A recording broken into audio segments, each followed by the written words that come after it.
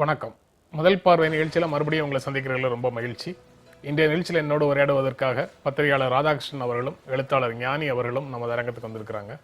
வணக்கம். சசிகலா விரைவில் முதல்வர் ஆவார் அப்படின்னு ஜெயலலிதா நினைவிடத்தில் அமைச்சர்கள் பேட்டி அப்படின்னு செய்தி சொல்லுது. அதிமுக பொதுச் செயலாளராக பதவியேற்ற சசிகலா விரைவில் முதலமைச்சர் ஆவார்னு அமைச்சர்கள் RB உதயகுமார், கடம்பூர் ராஜு, சேவூர் ராமச்சந்திரன் 3 பேரும் அங்கு செய்தியாளர்கள்ட்ட பேசும்போது சொல்லியிருக்கிறாங்க. இப்போது ஒரு முதலமைச்சருடைய அமைச்சரவையில் இருந்து கொண்டு இன்னொருவர் முதலமைச்சர் ஆவார் அப்படின்னு, அதாவது அனைத்து இந்திய அண்ணா திராவிட முன்னேற்ற கழகத்துக்குள்ள என்ன நடக்கும், அந்த நடக்கக்கூடிய விஷயங்களுக்கு இன்றைய முதலமைச்சர் ஓ பன்னீர்செல்வமும் ஒப்புதலோட இருப்பாரு அப்படிங்கிற விஷயங்கள் எல்லாம் ஒரு பக்கமாக இருந்தாலும், ஒருவருடைய அமைச்சரவையில் இருந்து கொண்டு இன்னொருவர் முதலமைச்சர் ஆவார்னு அமைச்சர்கள் சொல்வது எவ்வளவு தூரம் சரியானது அப்படின்னு பாக்குறீங்க ராதாகிருஷ்ணன்? இல்லை, முதலாவதாக RB உதயகுமார் தான் முதலாக அந்த தீர்மானம் போட்டார். ஜெயலலிதா பேரவையின் கூட்டி ஜெயலலிதாவின் மறைவுக்கு பிறகு ஏறத்தாழ ஒரு 10 நாளுக்கு பிறகு அவர் தான் முதல் முறையாக ஒரு தீர்மானம் போடுறாரு. ஒன்று கட்சி தலைமை ஏற்றுக்கணும், அதே போல் முதல்வராகணும் என்ற அந்த கருத்தையும் அவர் தான் முன்மொழிகிறாரு. எல்லாரும் அது பாஸ் பண்ணுறாங்க. அது ஒரு இயல்பான ஒரு ப்ரோக்ரஷன் தான் நான் கருதுவேன். அதை பலர் இப்போ ஹிந்து பத்திரிகையில் வந்தது கூட பார்த்தீங்கன்னா, கோகுல் இந்திரா போன்றவர்கள் இன்னும் அமைச்சர்கள் எல்லாம் என்ன கூறுறாங்கன்னா, இது 2 தலைமை ஆகி போயிடுது. அதாவது அரசாங்கத்துக்கு ஒரு தலைமை, கட்சிக்கு ஒரு தலைமைன்னு இருக்கும்போது கன்ஃபியூஷன் வர்றதுக்கு வாய்ப்பு இருக்குது, அதை தவிர்க்க வேண்டும், அதற்காகத்தான் நாங்கள் இப்படி சொல்கிறோன்னு சொல்கிறாங்க. ஆனால் என்னை பொறுத்தளவில் பொறுமை என்று ஒன்று இருக்கிறது. அது சசிகலா கடைபிடிக்க வேண்டும். அவர்களுக்கு அரசியல் ஞானம் எவ்வளவோ இருந்தாலும் 33 வருடமாக நான் அம்மாவோட தான் இருந்தேன், அதனால அம்மா என்கிட்ட டிஸ்கஸ் பண்ணுவாங்கிற மாதிரிலாம் பேசியிருக்காங்க. ஸோ அதையெல்லாம் தாண்டி ஒரு கேஸ் என்றது, ஒரு வழக்கு உச்சநீதிமன்றத்தில் நிலவில் இருக்கும்போது அவர்கள் முதலமைச்சர் ஆவார்கள் ஆனால் அந்த கேஸினுடைய விளைவு என்னாகும், அதனுடைய பரிணாமத்தை பார்த்த பிறகுதான் இவர்கள் முதலமைச்சர் ஆக வேண்டும் என்று நான் கருதுகிறேன். இது வேற ஒன்றும் கிடையாது. அதாவது மறுபடியும் ஒரு முதலமைச்சராகி மறுபடியும் ஸ்டெப் டவுன் செய்ய வேண்டிய ஒரு சூழ்நிலை வந்துவிட்டால் அது கட்சிக்கு எவ்வளோ களங்கம் ஏற்படுத்தும். 2019 ஒரு தேர்தல் சந்திக்க போகிறாங்க. இப்போ நாளைக்கோ நாளானைக்கோ கூட அந்த தீர்ப்பு வரலாம், இல்லை ஒரு வருடம் கழித்து கூட வரலாம். ஆனால் அதற்கு காத்திருக்கக்கூடிய அந்த மனோபக்குவம் சசிகலாவுக்கு உண்டா இல்லையான்றது கேள்விதான் இது. அதை தாண்டி இந்த மாதிரியான இந்த அழுத்தங்கள் வர அவங்க இந்த அழுத்தங்களுக்கு பணிந்து மறுபடியும் எப்படி பொதுச் செயலாளர் பதவி எடுத்தாங்களோ அதே போல முதலமைச்சர் பதவியை ஏற்றாளர்கள் என்றால் அதற்கு அது அவ்வளவு நன்றாக இருக்காது என்று நான் கருதுகிறேன். இப்போ முதலமைச்சர் ஓ பன்னீர்செல்வத்தை எடுத்தீங்கன்னா அவருடைய நடவடிக்கைகள் எல்லாம் துரிதமாக இருக்கிறது. ஒரு அடக்கமான மனிதனாக ஒன்றும் தன்னையே முதன்மைப்படுத்தக்கூடிய ஒரு இடத்தில் கூட அவர் இல்லை. ஒவ்வொரு இடத்துலையும் நான் தான் செய்தேன் என்று ஒரு இடத்துலையும் கூறவில்லை. ஆனால் வரதா புயலானாலும் சரி, எந்த ஒரு பிரச்சனையாலும் சரி, ஒரு பிரச்சனையாக நமக்கு ஒன்றும் தோன்ற ஒரு மாதிரி ஜெயலலிதா மறைவுக்கு பிறகு, அதாவது டிசம்பர் 5க்கு பிறகு ஏறத்தாழ 1 மாதம் ஆகிவிட்டது. ஒரு கான்ட்ரவர்சியோ ஒரு பிரச்சனையோ இல்லாத நடந்து போகின்ற ஒரு சூழ்நிலையில் மறுபடியும் இந்த முதலமைச்சர் என்ற பேச்சுக்கு சசிகலா இடம் கூடக்கூடாது என்று நான் கருதுகிறேன். அவர்கள் அழுத்தம் திருத்தமாக சொல்ல வேண்டும்.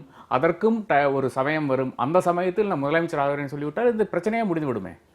நீங்க எப்படி பார்க்குவீங்க? அவங்க முதலமைச்சர் ஆகிறத விரும்புகிறாங்கன்னு தான் தோணுது எனக்கு. அதனால் அதுக்காகத்தான் இவங்க எல்லாரும் யார் பேசுகிறாங்கன்னு நம்ம பார்க்கணும்.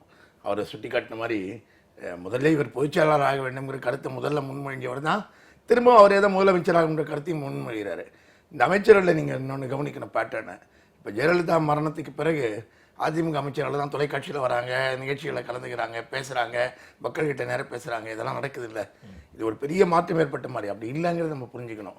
சில அமைச்சர்கள் மட்டும்தான் அப்படி பேசுவதற்காக அனுமதிக்கப்பட்டிருக்காரு. ரொம்ப தெளிவாக தெரியுது. பார்த்தீங்கன்னா நீங்கள் உதாரணமாக ஒரு 3 மாதம் முன்ன வரைக்கும் அதிமுக பேச்சாளராக எல்லா சேனலையும் வந்துட்டு இருந்த மாஃபா பாண்டியராஜன் இப்போ இந்த 2 மாதமாக பாருங்கள், அவர் வெளியில் அதிகமாக வரல, குரல் ஒலிக்கலை. அப்போ யார் குரல் ஒலிக்கணும், யார் குரல் ஒலிக்க வேண்டாம்னு அதுக்குள்ளேயும் ஒரு பட்டியல் அவங்க வச்சுருக்காங்க. அதுக்காக இவங்களெல்லாம் சரியாக சொல்ல போனால் இந்த நேரத்தில் இவர்கள் அழித்து விடப்பட்டிருக்கிறார்கள். அவ்வளோதான். இல்லை, சசிகலா ஒருவேளை இந்த மாதிரி பேசுவதை விரும்பாமல் இருந்தால் இவர்கள் பேசுவார்களா? அதனால அவங்க நினைச்சா அதை கண்ட்ரோல் பண்ண முடியும் அப்படின்னு இல்லை. முக்கியமான விஷயம் பார்க்க வேண்டியது, அவர் சொன்ன மாதிரி ஓ பன்னீர்செல்வம் மக்கள் மத்தியில் அவருக்கு ஒரு நல்ல பெயர் வரக்கூடிய ஒரு சூழல் ஒன்று அவருக்கு இருக்குது. பார்த்தீங்கன்னா ஒழுங்காக வேலை பார்க்குறாரு, மக்களை சந்திக்கிறாரு, பிரச்சனை என்னன்னு பார்க்குறாரு, அவருடைய முதலமைச்சர் வேலையை ஒழுங்காக பார்க்குறாருங்கிற ஒரு கருத்து பரவலாக உருவாகிறது. இது வந்து நிச்சயமா சசிகலா விரும்பக்கூடிய ஒரு விஷயம் அல்ல.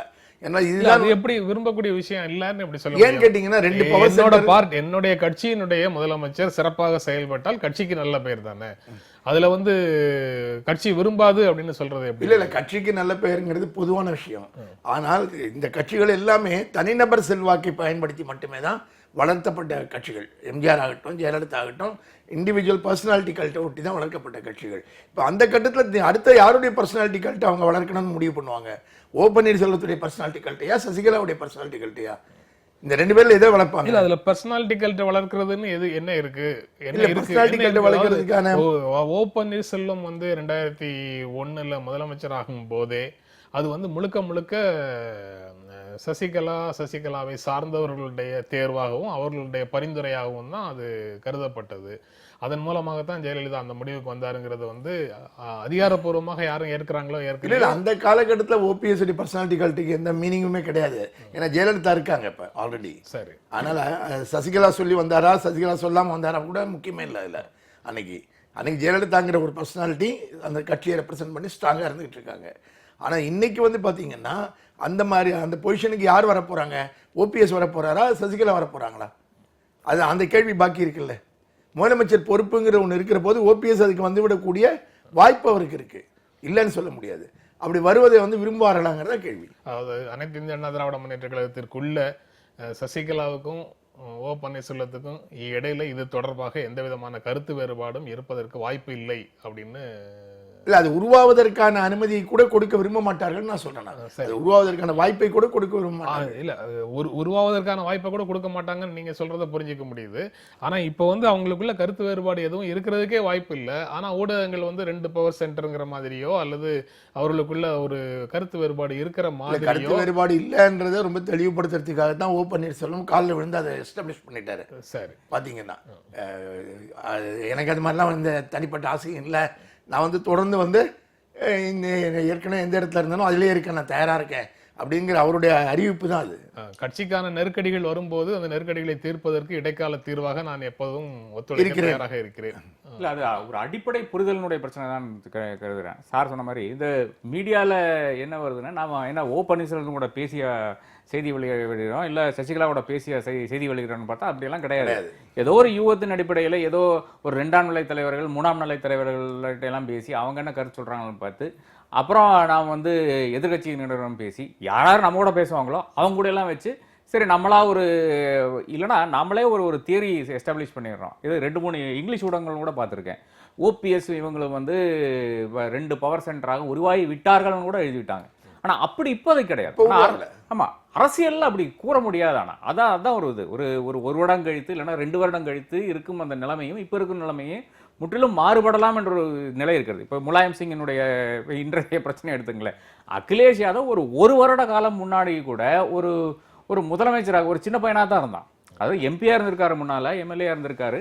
ஆனால் ஒரு முதலமைச்சராக அவர் தன்னுடைய வேலைகளை துரிதமாக செய்யவில்லை என்ற ஒரு பெரிய பிரச்சனையே இருக்குது யூபியை பொறுத்தவரை. அதே மாதிரி இப்போ ஏன் சந்திரபாபு நாயுடு தீவிரமாக தெலுங்கானாவில் தன்னுடைய கட்சியை வளர்க்க மாட்டாருன்னா வேற ஒன்றும் கிடையாது. அங்கே ஒரு முதலமைச்சர் வந்துடுவான். அங்கே ஒரு முதலமைச்சர் வந்தால் ஆந்திர பிரதேஷ்க்கு ஒரு முதலமைச்சராக தான் இருக்கும்போது இன்னொருத்தரை முதன்மைப்படுத்த வேண்டிய தேவை இல்லைன்னா ஒரு ஈக்குவல். அவரும் ஒரு முதலமைச்சர், நானும் ஒரு முதலமைச்சர். அதுக்கு வந்து சந்திரபாபு நாயுடு எக்காலமும் ஒத்துக்கொள்ள மாட்டார். இதனால தான் நீங்கள் பார்த்தீங்கன்னா முன்னாடி பிஜேபி அரசாங்கம் வரும்போது அவர் ஸ்பீக்கர் மட்டும் தான் கேட்டார், ஒரு அமைச்சர் வேண்டான்னு கேட்டார் சந்திரபாபு நாயுடு. அதாவது இன்னொரு பவர் சென்டர் அங்கே உருவாகக்கூடாதுன்ட்டு. தமிழகத்தில் இருக்கும் இப்போ இருக்கும் பிரச்சனை என்னென்றால் சசிகலாவை பொறுத்தவரை, அதிமுகவை பொறுத்தவரை இப்போ சில காரியங்கள் செய்ய வேண்டியது ஒரு அரசாங்கம் என்ற நிலையில் சில பேட் டிசிஷன்ஸு டஃப் டிசிஷன்ஸ் எடுக்க வேண்டிய ஒரு சூழ்நிலை இருக்கிறது. அதை ஓபிஎஸ்ஐ வச்சு செய்த பிறகு இவர்கள் அமைச்சராகலாம் இல்லை முதலமைச்சராகலாம் என்ற ஒரு கருத்து தான் என்னுடையது. எவ்வளவோ பிரச்சனைகளை எல்லாம் சால்வ் செய்யக்கூடிய ஒரு இடத்தில் ஓபிஎஸ் இருக்கிறார். ஓபிஎஸ்க்கு இன்றைய நிலையில் அவருக்கு ஒரு இமேஜ் பற்றி ஒரு கவலையோ இல்லை இந்த சேரை பற்றி ஒரு கவலையோ இருக்கிறதாக தென்படவில்லை. ஸோ அந்த ஒரு சூழ்நிலையில் வந்து என்னென்ன சாதிக்க முடியுமோ, இந்த ஃபைனான்சியல் டிசிஷன்ஸ் ஆனாலும் சரி, நிறைய பிரச்சனைகள் இருக்குது தமிழ்நாட்டில். அதே மாதிரி இண்டஸ்ட்ரியல் க்ரோத் ஆனாலும் சரி ரொம்ப கம்மியாக இருக்குது. 2.5 லட்சம் கோடி வந்து நல்லா இது மாநாடு போட்ட பிறகு சொன்னாங்க அந்த ஜிஐஎம் குளோபல் இன்வெஸ்டர்ஸ் மீட்டுக்கு, அதெல்லாம் ஒன்றும் வரவில்லை என்றது தான் நிதர்சனமான உண்மை. ஏற்கனவே இருக்கிற கம்பெனியெல்லாம் கணக்கில் காமிச்சிருக்காங்க. பெரும் பிரச்சனை வரப்போகுது. இருக்கிற கம்பெனியெல்லாம் இப்போ ஸ்ரீ சிட்டி ஆந்திர பிரதேசத்தில் இருக்கிற தமிழகத்துக்கு பார்டருக்கு அருகாமையில் இருக்கிற ஸ்ரீ சிட்டிக்கு எவ்வளவோ கம்பெனிகள் சென்று விட்டது. இதெல்லாம் நிறைய பிரச்சனைகள் இருக்கு. இதெல்லாம் தீர்க்கறதுக்கு ஓபிஎஸ்ஐ பயன்படுத்தி கொண்டு அதன் பிறகு கூட வரலாம். அதுக்குள்ளால உங்களுடைய கோர்ட்டினுடைய தீர்ப்பு வந்துவிடும். அதன் பிறகு முதலமைச்சர் ஆகலாம்ன்றது தான் என்னுடைய கருத்து. அவர் வழக்கு உச்சநீதிமன்றத்தில் நிலுவையில் இருக்கக்கூடிய வழக்கினுடைய தீர்ப்பு வராமல் இருக்கிறது தான் வந்து ஒரு முக்கியமான ஃபேக்டராக காரணியாக ராதாகிருஷ்ணன் சொல்றாரு. இல்லை, வழக்கு தீர்ப்பு வருகிற போது பதவியில் இருந்தால் கூட விலகி கொண்டு ஓபிஎஸ் திரும்பி உட்கார வைப்பது இருக்குல்ல, அது வந்து ஏற்கனவே ஜெயலலிதா காட்டின உதாரணம் இருக்கு. சசிகலா ஜெயலலிதாவுடைய அடியொட்டி தான் காரியங்களை செய்கிறாங்கன்னு ரொம்ப தெளிவாக தெரியுது. அல்லது சசிகலா சொன்ன காரியங்களை தான் ஜெயலலிதா செஞ்சுக்கிட்டு இருந்தாங்கன்னு இப்போ தெளிவாக தெரியுது பார்த்தீங்கன்னா. அதனால் அந்த அணுகுமுறையை வந்து இப்பவும் பின்பற்றலாம். அதை நம்பி ஓபிஎஸ் அதுக்கு நம்ப முடியுமாங்கிறதுக்கு அத்தாட்சியாக தான் அவர் என்ன நம்ப முடியுங்கிறத டெமான்ஸ்ட்ரேட் பண்ணிக்கிட்டே இருக்காரு. நம்ப முடியும்னு அவர் ரொம்ப டெமான்ஸ்ட்ரேட் பண்றாரு. அவர் வந்து இன்னொரு அதிகார மையமாக உருவாவதற்கான எந்த முயற்சியும் அவர் தரப்பிலிருந்து அவர் எடுக்கிறதாக தெரியல. இருந்தாலும் இந்த மாதிரி அமைச்சர்கள் வெளியில பேசும்போது நமக்கு வந்து சீதாராம் கேசரிய தலைவர் பதவியிலிருந்து இறக்கிட்டு சோனியா காந்தி டேக் ஓவர் பண்ணும்போது ஏற்பட்ட சில கசப்பான நிகழ்வுகளை நோக்கி தேவையே இல்லாத ஒரு தருணத்துல சில அமைச்சர்கள் வந்து அதற்கான முன்னெடுப்புகளை செய்யறாங்களோ அப்படிங்கிற உணர்வு வருது. இல்ல பேசி, அதாவது சிலர் இந்த அமைச்சரவையிலும் சரி கட்சியிலும் சரி அதிமுகவிலும் சரி குறிப்பிட்ட நபர்களை பேச வைப்பார்கள். அது யாருன்னு நமக்கு தெரியுது. ஒரு ஆர்பி உதயகுமார்னா பேச சொன்னாங்க, அதனால பேசினாங்க. ரெசல்யூஷன் போட சொன்னாங்க, அதனால போடுறாங்க. சிலர் என்ன பண்றாங்க, தன்னைத்தானே முதன்மைப்படுத்திக் கொள்ள, இல்லைன்னா அடுத்த ஒரு அமைச்சரவையில் நமக்கு இடம் இருக்கா இல்லையான்னு தெரியாதவர்கள் என்ன பண்றாங்கன்னா, நிச்சயமாக இவங்க தான் வர வேண்டும்ன்ற ரீதியில் மஃபாய் கூட அப்படி பேசியிருக்கார். சசிகலா தான் வர வேண்டும், சசிகலா கட்சி தலைமை ஏற்க வேண்டும் என்ற ரீதியில் பேசியிருக்காங்க. அது வேற ஒன்றும் இல்லை, தங்களுடைய இன்செக்யூரிட்டி காரணமாக கூட இருக்கலாம் என்று நான் கருதுகிறேன். அப்போ இந்த அனைத்து அமைச்சர்களும் பேசுறது ஒரே காரணத்துக்காக இல்லை, அது பல காரணங்களுக்காக இருக்கும் என்ற ஒரு இடத்துல இருந்து தான் நான் வர்றேன். அனைத்து அமைச்சர்களும் பல்வேறு காரணங்களுக்காக அவர்கள் சொந்த காரணங்களுக்காக அந்த விஷயங்கள் எல்லாம் பேசுறாருன்னு சொல்றாரு. எனக்கு வந்து ஜெயலலிதாவை அதிமுகவுக்குள்ள முதன்மையான இடத்துக்கு கொண்டு வருவதற்காக அந்த சமயத்துல சேலம் கண்ணன் மாதிரியான பிரமுகர்கள் பேசியது நினைவுக்கு வருது. அவங்கெல்லாம் பேசினது ஒரு கமிட்மெண்ட்டோட பேசின மாதிரியும் இது வந்து அந்த மாதிரி கமிட்மெண்ட் இல்லாம பேசுற மாதிரியும் ஒரு தோற்றம் இருக்கு. இல்ல, அங்க அவங்க எல்லாம் நீங்க பேசுங்க அப்படின்னு கட்டளை கொடுத்து பேசப்பட்டதாக நமக்கு தெரியல. இன்னைக்கு அப்படி இல்ல. நீங்க சொல்றதுதான் நான் கமிட்மெண்ட்ங்கிற வார்த்தையோட சொல்றேன். இன்னைக்கு ஒரு கட்டளைக்கு அடிபணிந்து பேசுற மாதிரி இருக்கு. இரண்டாவது, எல்லா அமைச்சர்களும் பேசுறதில்ல, சில அமைச்சர்கள் மட்டும்தான் பேசுற ரோலுக்கு இப்ப அசைன் பண்ணிருக்கு. பாத்தீங்கன்னா எல்லாரையும் அசைன் பண்ணல. ரெண்டாவது, இந்த ஓபிஎஸ் இருக்கும் போதே இப்படி பேசுறாங்களே, அவர் முதலமைச்சர் இருக்கும்போது அவர் கேபினெட்ல இருந்துகிட்டே இப்படி பேசுறாங்களேன்னு ஒரு கேள்வி கேட்டீங்க. அதுக்கு ஒருத்தர் பதில் சொல்லிட்டார், ஒரு அமைச்சர் பார்த்தீங்கன்னா உதயகுமார் தான் நினைக்கிறேன். அவர் அதுக்கு பதில் சொல்றாரு. என்ன சொல்றாருன்னா, எப்படிய தலைமைக்கு முழுக்க விசுவாசமா இருப்பதுன்னு எங்களுக்கு கற்றுக் கொடுத்திருக்கிறதே ஓபிஎஸ் தான். அதனால அது தேவைப்படும் போது அவர் விளைவிக்கிறதுக்கு தயாரா இருக்கக்கூடிய மனநிலை தான் அவர் இருக்கிறார்ன்ற மாதிரி பதில் சொல்லிட்டாரு. தேவைப்படும் போது விலகிக் கொள்வதற்கு தயாராக இருக்கிறாருங்கிறது வந்து எல்லாருக்கும் தெரிந்ததாகவே கூட இருக்கலாம். ஆனா அதை கட்சிக்குள்ள இந்த மாதிரி ஒரு எம்பராஸ்மெண்ட் இல்லாம கட்சிக்குள்ள அவருக்கு ஒரு தர்ம சங்கடமான சூழலை உருவாக்காம, அது தர்ம சங்கடமே இல்ல அவருக்கு, நாங்க என்ன வேணாலும் பேசுவோம், அதை அவர் ஸ்போர்ட்டிவா எடுத்துட்டு போயிடுவார். அவர்கிட்ட தான் நாங்க இதெல்லாம் கத்துக்கிட்டோம்னு சொல்றாங்க. ஆனா அவர் வந்து இன்னொருவரை பதவியிலிருந்து நீக்கிற மாதிரியான முழக்கங்களை அவர் என்னைக்குமே பேசினது இல்லை. அவர் வந்து மிகவும் எளிமையாகவும் மிகவும் இல்ல தானே பதவியில் நீடிக்க வேண்டும்ங்கிற மாதிரி அவர் எதுவும் பேசல. இதுல எங்க பிரச்சனை வரப்போகுதுன்னா, அரசாங்கத்துல தான் பிரச்சனை வரப்போகுது. அதாவது இந்த வாய்ஸஸ் வர வர என்ன ஆகும்னா, அதிகாரிகள் வந்து சரி ஒரு ஸ்டெபிலிட்டி வந்த பிறகு நம்ம பணியாற்றலாமே, துரிதமாக பணியாற்றலாமே, அதாவது அஃபிஷியலினுடைய இன்ட்ரெஸ்ட், அதாவது ஒரு செக்ரட்டரியினுடைய இன்ட்ரெஸ்ட்டை பொறுத்து தான் அந்த என்டையர் மினிஸ்ட்ரி எப்படி ஃபங்க்ஷன் பண்ணணும்னு இருக்கிறது. ஸோ அந்த ஒரு சூழ்நிலையில் என்ன பண்ணுவாங்கன்னா, நான் வந்து ஒர்க் டு ரூல் மாதிரி நான் 9 மணிக்கு ஆஃபீஸ் வரேன், 5 மணிக்கு கிளம்பி போயிடுறேங்கிற அந்த ஒரு பணியில வந்து அதிகாரிகள். நீங்க சொல்ற கருத்தோட நான் முரண்படுறேன். என்ன காரணம்னா, சரி சொல்லுங்க. காரணம் சொல்றேன், ரொம்ப சிம்பிள். இவங்க ஏற்கனவே நம்ம அதிகாரிகள் பூராவுமே பெருவாரியானவங்க, சில விதிவிலக்கு இருப்பாங்க. பெருவாரியான அதிகாரிகள் வந்து யார் பவர் சென்டர் அங்கேருந்து இன்ஸ்ட்ரக்ஷன்ஸ் எடுத்துக்கிறதுங்கிறத போயஸ் கார்டனில் காலங்காலமாக செஞ்சு பழகினவங்க இந்த அதிகாரிகள். அதனால அவங்களுக்கு இப்போ யார்கிட்ட பவர் இருக்குன்னு இப்போ அவங்களுக்கு தெரியும். என்ன, அதனால அந்த இன்ஸ்ட்ரக்ஷன்ஸ் தான் தொடர்ந்து ஃபாலோ பண்ணுவாங்க. இல்லை, அதில் எனக்கு ஒரே ஒரு மாறுபட்ட கருத்து தான். அது இப்போ சில துறைகள் எடுத்தீங்கன்னா அங்கே ஓரளவுக்கு இண்டிபெண்டன்ட் ஆஃபீஸர்ஸ் இருக்காங்க. அது எல்லாரும் வந்து அது அப்போலோல விதிவிலக்கா இருந்தாங்க. இருக்கு. அது விதிவிலக்கா இருக்கு. அதான் அதுவும் கொஞ்சம் குரூஷியல் போஸ்ட் கூட போட்டிருக்காங்க. இப்போ முதன்மை தலைமைச் செயலாளர். தலைமைச் செயலாளர் எடுத்துட்டீங்கன்னா அவங்க வந்து ஒரு நியூட்ரல் ஆஃபீஸரா இருக்காங்க. ஸோ அவங்க ரிவ்யூ பண்ணும்போது அட்லீஸ்ட் அந்த ரிவ்யூக்காக சில காரியங்களை செய்ய வேண்டியதா இருக்கும். அப்போ இந்த தலைமைச் செயலர் வந்து இந்த பணியில் ஈடுபடாத இருந்தாங்கன்னா சரி நாமளும் ஒரு ஸ்டெபிலிட்டி வந்த பிறகு நாம் பார்த்துக்கலாம் அப்படின்னு ஒரு சுச்சுவேஷனில் வந்துச்சுன்னா நிச்சயமாக அரசனுடைய வேலைகள் வந்து முடங்கிவிடும். அதுதான் பிரச்சனை. இந்த இன்ஸ்டெபிலிட்டி காரணமாக அரசு அதிகாரிகள் தீர்மானம் எடுக்காம எல்லாம் சர்க்குலேஷனில் ஃபைலில் விட்டாங்கன்னா அது ஒரு பெரும் பிரச்சனையாக பிற்காலத்தில் வரும் என்று நான் கருதுகிறேன். இல்லை, ஆளுங்கட்சிக்குள்ள இருக்கக்கூடிய அதிகார மையங்களை பற்றி கவலைப்படாமல் நியூட்ரலாங்கிற வார்த்தையை நீங்க பயன்படுத்தினீங்க. நடுநிலையோடு விதிகளின்படி செயல்படுவார் இந்த தலைமை அமைச்சர், இந்த தலைமைச் செயலர் அப்படிங்கிறது உண்மையாக இருந்தால் இந்த செட்டில் ஆகிற வரைக்கும் நம்ம சும்மா இருப்போங்கிற உணர்வுக்கு அவங்க வருவதற்கு வாய்ப்பே கிடையாது. அந்த ஸ்டேட்மெண்ட் உண்மையாக இருந்தா இந்த நிலைமை வர்றதுக்கு வாய்ப்பே கிடையாது. அவங்க வேலையை பார்த்துட்டு இருப்பாங்கிறது தான் சரியா இருக்க முடியும். இல்ல அவரும் எல்லாரையும் போல காற்றடிக்கிற பக்கம் காத்திருந்து காற்று வீசும் காற்றுக்கு தகுந்த மாதிரி தான் செயல்படணும்னு முடிவெடுத்தால் மட்டும்தான் நீங்க சொல்ற சிக்கல் வர்றதுக்கு வாய்ப்பு இருக்கு.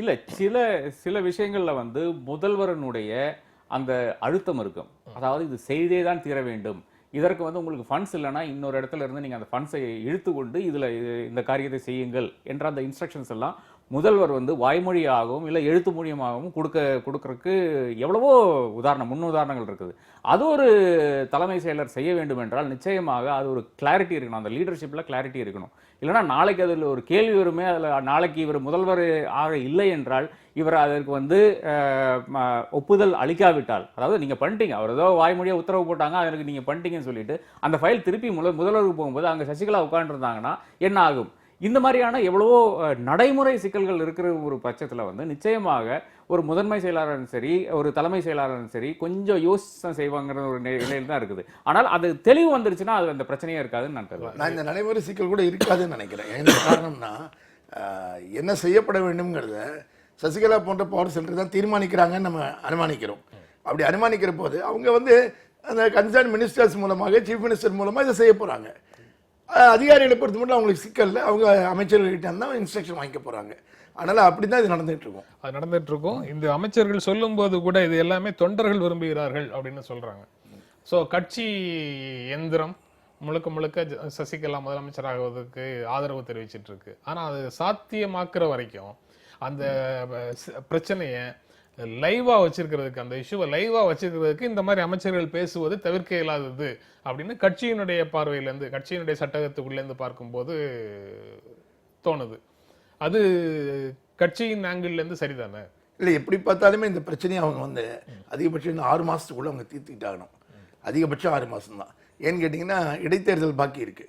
ஆர்கே நகர் இடைத்தேர்தல் அறிவிக்கப்பட்டு அது நடந்து முடிச்சாகணும். அது அறிவிக்கிற போதே சசிகலா வந்து முதலமைச்சர் ஆவதற்கு திட்டம் இருந்தால் அவங்க நேரடியாக இந்த மாதிரியான ஏதோ ஒரு இடைத்தேர்தலில் போட்டிட்டாகணும். ஆனால் இதெல்லாம் ஒன்னோட ஒன்று தொடர்பு இருக்கிறதுனால எதுவாக இருந்தாலும் அதிகபட்சம் 6 மாதத்துக்குள்ளே இதை பற்றின முடிவுகள் வந்துடும் நான் நினைக்கிறேன். 6 மாதத்துக்குள்ள தேர்வு வந்துடும் அப்படின்னு சொல்லி ஞானி சொல்றாரு. இடைத்தேர்தல் ஆர்கே நகர் இடைத்தேர்தலை பற்றி மட்டும் குறிப்பிடுறாரு. இன்னும் 2-3 இருக்கு. இன்னும் 2 இருக்கு. சரி, ஆர்கே நகர் விஷயத்தை சொல்றாரு. அதாவது சசிகலாவினுடைய எமர்ஜென்சியை முற்றிலுமாக எதிர்க்கக்கூடிய ஒரு தமிழ் நாளிதழ் இன்று வந்து என்ன போட்டிருக்காங்கன்னா, ஆர்கே நகர்ல தினகரன் இருக்கலாம், திருமங்கலத்தில் உதயகுமார் ராஜினாமா செய்து அங்க வந்து சசிகலா நிற்கலாம், அதற்கான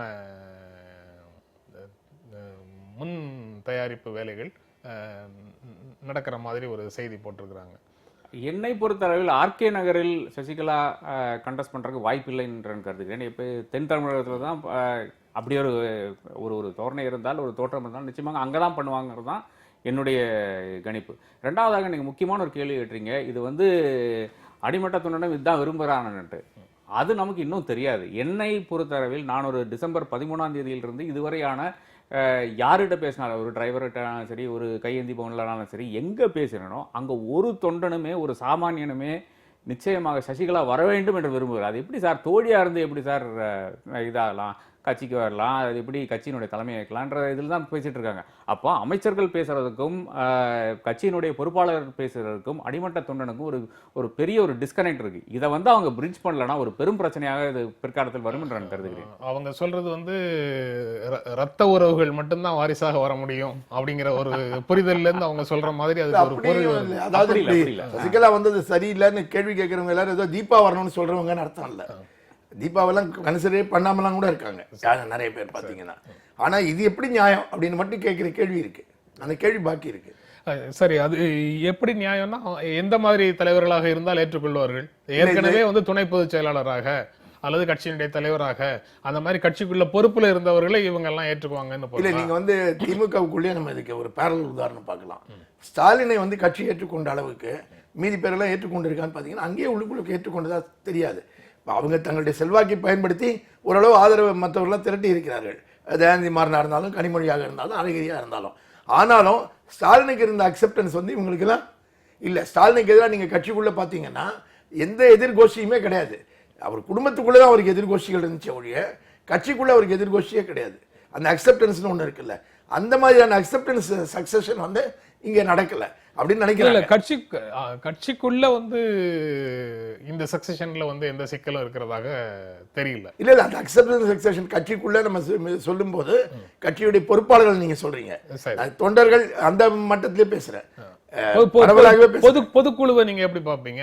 பொதுக்குழுவுக்கும் மேல பாக்குறேன், பொதுக்குழுவுக்கும் மேல பாக்குறேன். அது பரவலான தொண்டர்கள் அளவில்னு பாக்குற போது திமுக வந்து ஸ்டாலினை பொறுத்த மட்டும் பெரிய சிக்கல் எதுவுமே இருக்கல. கட்சி அமைப்புக்குள்ள பாத்தீங்கன்னா அது எல்லாமே அவருக்கு தனிப்பட்ட முறையில் குடும்பத்துக்குள்ளே வந்த சிக்கல்கள் தான் எல்லாம், அவர் சந்திக்க எந்த சிக்கல்கள் எல்லாமே. ஆனால் அது கட்சி சார்ந்த சிக்கலே கிடையாது. ஆனால் இங்கே பார்த்தீங்கன்னா இங்கே அடுத்த கட்டத்தில் அந்த பில்டப் இருக்கான்னு பார்த்தீங்கன்னா ஏன் இல்லைன்றதுக்கு டிஸ்கனெக்ட் அவர் சொன்னார்ல, இன்னொரு டிஸ்கனெக்டும் இருக்குது. அந்த டிஸ்கனெக்ட் என்னன்னா 30 ஆண்டு காலமாக ஜெயலலிதாவுடைய அத்தனை சாதனைகளுக்கும் சம பங்கு சசிகலாவுக்கு இருக்குது அப்படின்னு இப்போ பேச ஆரம்பிச்சிருக்காங்கல்ல. இது வந்து தொண்டர்களுக்கு வெளில தெரியாமல் இருந்ததுன்னு சொல்லணும். கட்சி தொண்டர்களுக்கு அது தெரியாது. இது கட்சியில் பொறுப்பாளர்களாக இருந்தவர்களுக்கு தான் 30 வருஷமா இவங்க போய் இவங்க வந்து ஜெயலலிதா சொன்னதை கேட்டு வரோம்னு சொல்லிட்டு சசிகலா சொன்னதை கேட்டு வந்து நடந்திருக்காங்கன்னு நமக்கு இப்ப தெரியுது. நீங்க எதிர்கட்சிகள் கடந்த 30 வருஷங்களாக என்னென்ன குற்றச்சாட்டுகளை வச்சாங்கிற அந்த பட்டியல் எடுத்து பார்த்தா என்ன நடந்தது அப்படின்னு எதிர்கட்சிகளுடைய குற்றச்சாட்டுகள்ல இருந்தே நீங்க ஒரு முடிவுக்கு வர முடியும். இல்ல அந்த குற்றச்சாட்டுகள் எல்லாம் உண்மைதான் இப்ப இவங்க வந்து நிரூபண சாட்சி கொடுத்துட்டு இருக்காங்க. பாத்தீங்கன்னா இவங்க இப்ப கொடுக்கறதுக்கு வந்து கன்ஃபெஷன் ஸ்டேட்மெண்ட் தான். ஜெயலலிதாவுடைய சாதனைகளுக்கெல்லாம் எப்படி சசிகலா பொறுப்போ ஜெயலலிதா மீதான ஊழல் குற்றச்சாட்டுகளுக்கும் சசிகலா பொறுப்புன்னு ரெண்டுத்துக்குமே சேர்த்து அவங்க இப்ப சாட்சியம் கொடுத்துட்டு இருக்காங்க. சார் சொன்னதுல ஒரே ஒரு மாற்றுப்பட்ட கருத்து எனக்கு, தயாநிதி மாறனுக்கு திமுக கொஞ்சம் அக்செப்டன்ஸ் இருக்குன்னு சொல்றது ஏற்றுக்கொள்ள முடியல. கொஞ்சம் அக்செப்டன்ஸ் அவங்க தங்க செல்வாக்கை பயன்படுத்தி ஒரு ஆதரவு திரட்டி. ஸ்டாலினுக்கு எதிராக ஒரு ஃபோர்ஸ் இருக்கான்னு பார்த்தா நிச்சயமாக கிடையாது. ஒரு பேன் தமிழ்நாடு லீடர்னு பார்த்தீங்கன்னா ஸ்டாலின் வந்து முதன்மை இடத்துல இருக்காரு. வேற ஒரு எதிர்ப்புன்னு பார்த்தீங்கன்னா கனிமொழி தான், அவங்க ஒரு 1000வது இடத்துல இருக்காங்க. ஸோ இதுதான் இந்த கேப் வந்து எப்படி வந்துச்சுன்னா வேற ஒன்றும் கிடையாது.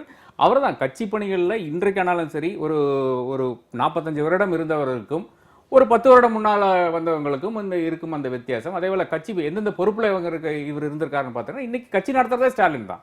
ஸோ அந்த ஒரு நிலைமையிலிருந்து பார்த்தா கூட ஸ்டாலின் இல்லாமல் கட்சி இல்லை என்ற ஒரு நிலைமை இருக்கிறது இப்போ. ஸோ அவர் வந்து அக்செப்ட் பண்றாங்களோ இல்லையோ அவர் தான் இன்னைக்கு தலைவர் என்ற ஒரு நிலை இருக்கிறது. அக்செப்ட் பண்ணிருக்காங்கன்ற இல்ல அதான் சொல்றேன். என்ன இருந்தாலும் அவர் தான் தலைவர், வேற தலைவர் கிடையாது. திமுக வேற தலைவர் கிடையாது. அந்த நிலைமை அதிமுகவுக்கு இன்னைக்கு இருக்குதான்னு பார்த்தா சசிகலாவை தவிர வேற ஒரு தலைவரை அடையாளம் காட்டக்கூடிய இடத்தில் அதிமுகவில் யாருமே கிடையாது. அது தொண்டன் ஒத்துக்கொள்ள மாட்டேங்கிறார். ஏன் இல்லைன்னு தான் கேட்கணும். தொண்டர்கள் அதை ஏற்றுதான் ஆகணும். தொண்டர்களை ஒருங்கிணைக்கிறதுக்கும் தொண்டர்களை இணைக்கும் சக்தியாக இருப்பதற்கும் வேற யாரும் இல்லாத ஒரு சூழல்ல தான் சசிகலா அந்த பொறுப்புக்கே வராங்கன்னு தான் அதை பார்க்க முடியுது. ஆமா, வேற வழியே கிடையாது. அதாவது இப்போ வந்து அப்படி இருக்கும்போது கட்சி தொண்டர் வந்து கட்சியை காப்பாற்றுவதற்காக கட்சியில் இருக்கக்கூடிய சின்ன சின்ன வேறுபாடுகள் வந்து பெரிதாவதற்கு இடம் கொடுக்காத வகையில கட்சியை ஒருங்கிணைக்கக்கூடிய பணியை இவங்க தான் செய்ய முடியும்னு தான் தொண்டர் நினைப்பதற்கான வாய்ப்பு இருக்கு. நீங்க சொல்றது தொண்டர்களை தாண்டி வெளியில வந்தா நீங்க சொல்ற மனநிலை இருக்கலாம். வாக்களிக்கக்கூடியவர்கள் மத்தியில நீங்க சொல்ற மனநிலை இருக்கக்கூடும். அது இன்னும் ஒரு தேர்தலுக்கு பிறகுதான் உறுதியாக தெரியும். இல்ல நமக்கு வர்ற இந்த அனெக்டோட்டல் எவிடன்ஸ், நாம ஒன்றும் பெரிய ஸ்டடி ஒன்று நடத்தல. நம்ம வந்து பரவாயில்ல, அவர் சொல்ற மாதிரி எங்க போய் பேசுனீங்கனாலும் இந்த மாதிரியான ஃபீட்பேக் தான் வருது. இதுதான் பிரச்சனை. அதாவது இவங்களுக்கு ஒரு சரிஸ்மா இல்ல. இவங்க வந்து நேத்து வரை வீடு வேலைகள் தான் அது கவனிச்சுட்டு இருந்தாங்க. அதாவது நான் சொல்வது முழுக்க சரியா முழுக்க தவறாங்கிறது எனக்கு தெரியல. ஆனா ஒரு ஒரு உணர்வு அது. நம்ம பொதுவான மனநிலை, அதாவது இலக்கியவாதிகள் வந்து அதை பொதுப்புத்தின்னு சொல்றாங்களே, பொதுவான மனநிலை வந்து உதவி செய்ய வருபவர்களை மதிக்கிறது இல்லை. உதவி செய்ய வருபவர்களை மதிக்கிறது இல்லை. ஒண்ணு, அதாவது அவர்களை வேலைக்காரர்களாக பார்ப்பது, அவர்கள் அதிகாரத்துக்கு வருவதை ஏற்க முடியாத ஒரு மனநிலை வந்து ஒரு பொதுப்புத்தியில இருக்கு. அது ஒண்ணு. அதே மாதிரி வேறு வேறு இதுல பார்த்தா இரண்டாவது குடும்பத்தை சேர்ந்தவர்களை வந்து மதிக்கிறது இல்லை, முதல் குடும்பத்தை சேர்ந்தவர்களை மதிக்கிறது இதெல்லாம் இல்லை. ரெண்டாம் பட்சமான பிரச்சனை நான் நினைக்கிறேன். அடிப்படை பிரச்சனை என்னன்னா, 30 ஆண்டு காலம் சசிகலா ஜெயலலிதாவோட இருந்தாங்க. என்னவா இருந்தாங்கன்னு யாருக்கும் வெளியில தெரியல. சரி, என்னவா இருந்தாங்கன்னு அதிமுக இருக்கிற முக்கிய பொறுப்பாளர்கள் அத்தனை பேருக்கு தெரியுது. ஆனா பொதுமக்களுக்கு தெரியல. இதுதான் அடிப்படையான விஷயம். இந்த அதிமுக பொறுப்பாளர்களுக்கெல்லாம் 30 ஆண்டு காலமா அவங்க பவர்ஃபுல்லா இருந்தாங்கிறது தெளிவா தெரியுது. ஆனா வெளியில இருக்கிற பொதுமக்களுக்கு அது தெரியாததுனால அந்த அக்செப்டன்ஸ் வரல, அவ்வளவுதான். இல்ல, இன்னொரு ரீதியில பார்த்தா அட்லீஸ்ட் 30 ஆண்டு காலம் ஜெயலலிதா வந்து சுறுசுறுப்பாக இருந்தால், வேலைகள் செய்து கொண்டு, பணிகள் எல்லாம் செய்து கொண்டு தான் இருந்தாங்க. ஆனால் இந்த 80 நாளுகளாக எப்போ அவங்க செப்டம்பர் 22ஆம் தேதி அவங்க ஆஸ்பத்திரிக்குள்ள போறாங்க, அங்கிருந்து அந்த ஒரு 80 நாள் இல்லைன்னா 75 நாள் எடுத்துட்டீங்கன்னா, நிச்சயமாக அந்த டைம்ல வந்து யார் முடிவுகள் எடுத்துக் கொண்டிருந்தாங்கன்னா சசிகலா தான் முடிவு எடுத்துக் கொண்டிருந்தார்கள். ஆனால் அது கூட தொண்டனுக்கு போய் சேரவில்லை என்ற ஒரு பிரச்சனை இருக்கு. அந்த டிஸ்கனெக்ட் தான். ஆமா, அதான் இதை அவன் ஏற்றுக்கொண்டால், அதாவது ஜெயலலிதா வந்து ஆஸ்பத்திரியில் முடங்கி கிடந்த அந்த சூழ்நிலையில் வந்து சசிகலா தான் முடிவெடுத்தார் என்ற அந்த இதை அவன் எக்ஸெப்ட் பண்ணான்னா, நிச்சயமாக சசிகலா தன்னுடைய தலைமையை அங்கதான் இன்னொரு சிக்கல் வருது. அந்த 75 நாள் சரியா கவனிக்கல, அதனாலதான் அம்மா இறந்து போயிட்டாங்க அப்படிங்கிற ஒரு கோவம் இருக்குல்ல, அது கூடவே இருந்துகிட்டு இருக்கு. அதுவும் கூட வருதுனாலதான் பிரச்சனை. ஜெயலலிதாவோட லிகசிய எடுத்துட்டு வரக்கூடிய ஆட்சி நடக்குது. அது ஓபிஎஸ் தலைமையில் இருக்கக்கூடிய ஆட்சியாக இப்போ இருக்கு. சசிகலா முதலமைச்சர் ஆனா சசிகலாவும் அதே மாதிரி ஜெயலலிதா லீகசியை எடுத்துட்டு வரேன்னு தான் சொல்றாங்க. இப்போ விமன் ப்ரொட்டஸ்டர்ஸ் செக்சுவலி அசால்டட் அப்படின்னு சிபிஎம் வந்து நேற்று கடுமையான கண்டனத்தை தெரிவிக்கிறாங்க. டிமானிட்டைசேஷன்ல ஏடிஎம்ல பணம் கிடைக்கலங்கிற விஷயங்களுக்கு எதிர்ப்பு தெரிவித்து அவங்க நடத்திய போராட்டத்தின் போது பாலியல் ரீதியாக காவல்துறையினர் சிலர் வந்து அங்க இருக்கக்கூடிய பெண்களுக்கு தொல்லைகள் கொடுத்தார்கள். அதை எதிர்த்தவர்களை மிக கடுமையாக தாக்கினார்கள் அப்படிங்கிறதுக்கு கண்டனம் தெரிவித்து ஜனவரி 4ஆம் தேதி ஒரு மிகப்பெரிய ஆர்ப்பாட்டத்திற்கு அறைகூவல் விடுத்து நேற்று வந்து செய்தியாளர்கள்ட்ட சிபிஎம் தலைவர்கள் பேசும்போது சொல்றாங்க, இதுவும் வந்து இதை வந்து லெகசி அப்படின்னு பார்க்கிற மாதிரி ஆகாதா இந்த மாதிரி விஷயங்கள்லாம்? இல்லை, இதெல்லாமே லெகசி தான். ஏன்னா ஜெயலலிதாவுடைய ஆட்சி காலத்தில் வந்து போலீஸுக்கு கட்டற்ற சுதந்திரம் எப்போதுமே தரப்பட்டு வந்திருக்கிறது. அதுதான் இப்பவும் கண்டினியூ ஆகுதுன்னு தான் அர்த்தம். அது அவர்களை கேள்வி கேட்கக்கூடிய சூழ்நிலை இல்லாமல் ஒரு முழு சுதந்திரம் அவர்களுக்கு அளிக்கப்படுகிறதுங்கிறது இருக்குல்ல, அதுதான் இது காட்டுது. இல்லை, இது முக்கியமாக இதில் வந்து என்ன தெரியுதுன்னா, தமிழ்நாடு போலீஸினுடைய நடத்தையை பார்த்தீங்கன்னா இப்போ வந்து ஒரு இஷ்யூ ஆயிடுச்சு, ரைஸ் பண்ணிட்டாங்க. ஒரு 2 எஸ்ஐ சஸ்பெண்ட் பண்ணுவாங்க, 3 கான்ஸ்டபிள், 4 ஹெச் கான்ஸ்டபிள், இதோட மேட்டர் முடிஞ்சு அதான் பண்ணக்கூடும். இல்லைன்னா இடமாற்றம், இங்கேருந்து வேற ஊருக்கு போடுவாங்க. வேற ஒன்றும் இல்லை, இந்த என்ன கீழ்கட்டளைன்னு நினைக்கிறேன், அங்கிருந்து தூக்கி தண்டாயிரப்பேட்டில் போடுவாங்க, இவ்வளோதான். வேற ஒன்றுமே கிடையாது. அதாவது போலீஸினுடைய அந்த அடிப்படை ரிஃபார்ம்ஸ் இல்லாமல் இது இந்த மாதிரி பிரச்சனைகளுக்கு, இது அனைத்து அன்றாடம் நடந்து கொண்டிருக்கிற விஷயங்களுக்கு ஒரு தீர்வு காணவே முடியாது என்ற சூழ்நிலை இருக்குது. அது ஜெயலலிதா ஆனாலும் சரி, சசிகலா ஆனாலும் சரி, அது வேற மாநிலம் ஆனாலும் சரி, அந்த அந்த இது மனப்பான்மை இருக்கு. அதாவது நீ ரோட்டுக்கு வந்து நான் அடிப்பேன், அந்த மனப்பான்மையிலிருந்து மாறுறதுக்காக இவங்களுக்கு வந்து பெர்மிஷன் இருந்ததா இல்லையான்னு கூட நமக்கு தெரியாது, இந்த காப்பியில் வந்து व्यक्तமாக கூறவில்லை. ஸோ அந்த ஒரு சூழ்நிலையில் வந்து இப்போ வந்து திடீரென்று ரோட்டுக்கு வரும்போது அவங்க போலீஸுடைய ரியாக்ஷனுங்கிறதே வயலண்டாக தான் இருக்குது. ஃபஸ்ட்டு அடிச்சிடறான். ஏனென்றால் இந்த சமூகமே அப்படி தான் இருக்குது. அதாவது ஜெயலலிதாவுடைய போலீஸ் பார்த்தீங்கன்னா, இல்லை கருணாநிதியோட காலத்தில் ஆனாலும் சரி, எந்த காலத்தில் ஆனாலும் சரி, போலீஸ் வந்து ஒரு லா அண்ட் ஆர்டர் விஷயத்தில் ஏதோ ஒரு சின்ன பிரச்சனை வரும்போதே அதை தீர்த்து வைக்கிறதுக்காக ஃபர்ஸ்ட் என்ன பண்ணுறான்னா வயலன்ஸ் கையாளுறான்.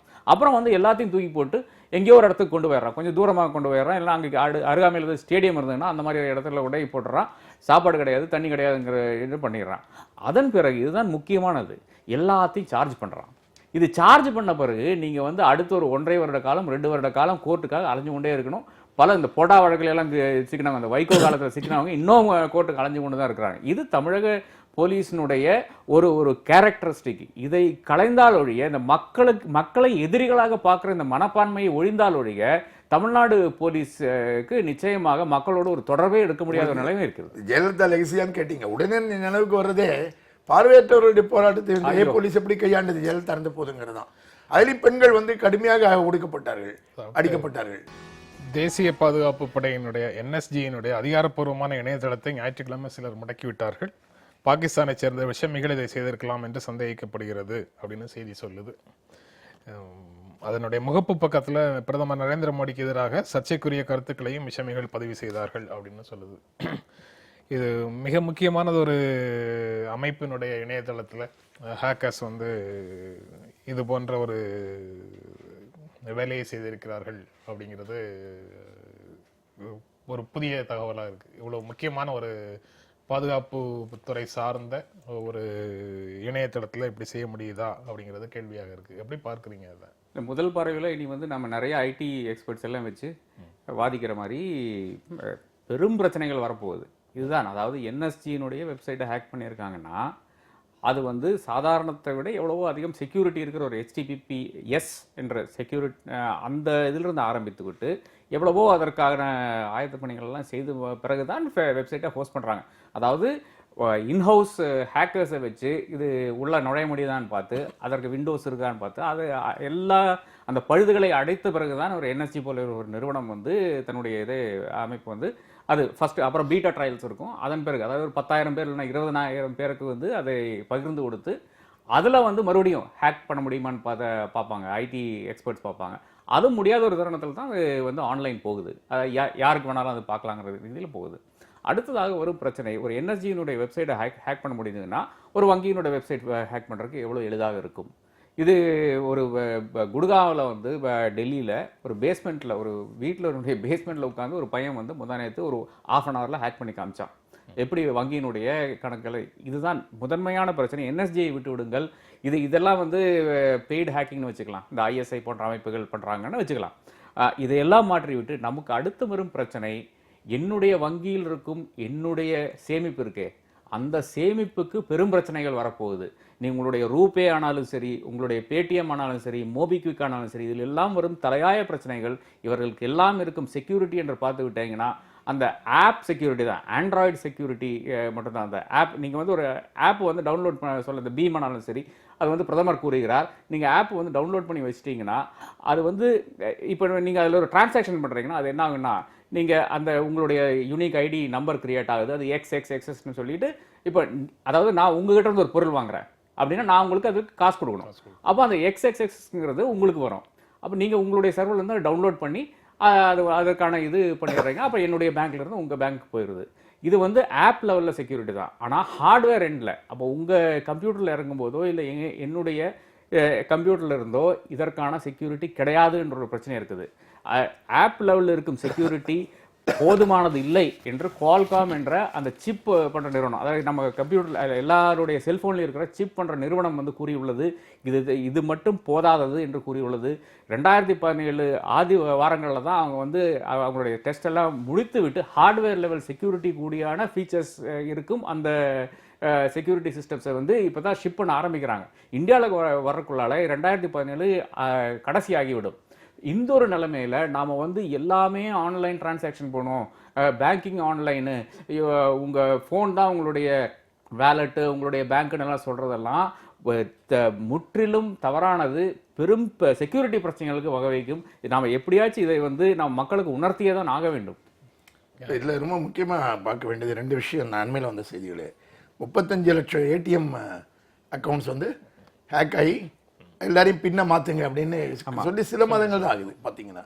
பிறகு ஒரு 10 நாள் முன்னால் பாடகர் உன்னிகிருஷ்ணன் இதுக்கு மொரிஷியஸ் போயிருந்த போது அவருடைய கார்டுலேருந்து ஸ்டீல் பண்ணி 1 லட்சம் ரூபாய்க்கு மேலே திருடிட்டாங்கன்னு அவரை புகார் கொடுத்துருக்கிறார் பார்த்தீங்கன்னா.